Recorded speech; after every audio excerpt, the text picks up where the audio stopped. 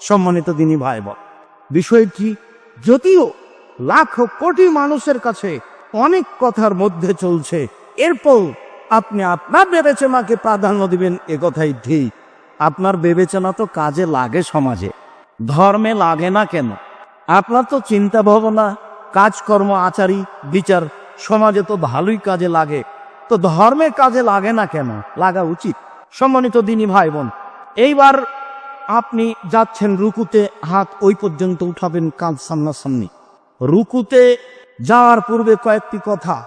রুকুতে গেলে মাথা উঁচুও থাকবে না, মাথা নিচুও থাকবে না, পিঠের লম্বা হাড় একবারে সোজা হয়ে থাকবে, আর হাত দুটি দিয়ে হাঁটুকে চেপে ধরবেন।